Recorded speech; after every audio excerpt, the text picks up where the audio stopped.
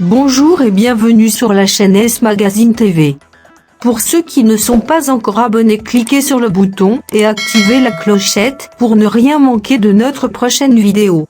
Un diplomate russe a confirmé samedi que Moscou et Washington discutaient d'un possible échange de prisonniers impliquant notamment un trafiquant d'armes russe détenu aux États-Unis et une joueuse de basket-ball américaine détenue en Russie.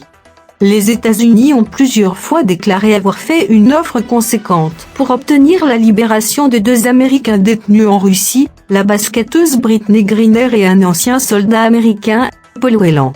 Selon des médias américains, il s'agirait de les échanger contre un célèbre trafiquant d'armes russe détenu aux États-Unis, Victor Bout, surnommé le marchand de mort.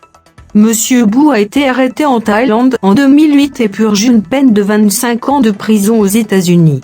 Son parcours hors du commun a été l'une des inspirations du film L'Or de Voir, dans lequel Nicolas Cage interprète un trafiquant d'armes cynique. Les discussions sur le sujet très sensible d'un échange de prisonniers se déroulent via des canaux choisis par nos présidents, a déclaré le directeur du département Amérique du Nord au ministère russe des Affaires étrangères, Alexandre Dartchiev. Les noms cités par la presse américaine sont effectivement considérés. La Russie cherche à obtenir la libération de Victor Bout depuis longtemps, a-t-il ajouté dans un entretien publié samedi par l'agence de presse russe TASS. C'est la première fois que Moscou confirme que des discussions ont lieu sur un possible échange impliquant M. Bout. Le Kremlin a plusieurs fois reproché à Washington de faire des déclarations publiques sur les négociations en cours.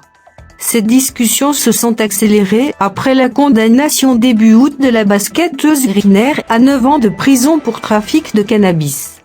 Brittney Griner, considérée comme l'une des meilleures joueuses de basketball au monde, a été arrêtée en février à Moscou en possession d'une vapoteuse contenant du liquide à base de cannabis. Son cas a pris une ampleur géopolitique dans le contexte de la crise entre Moscou et Washington liée à l'offensive russe en Ukraine.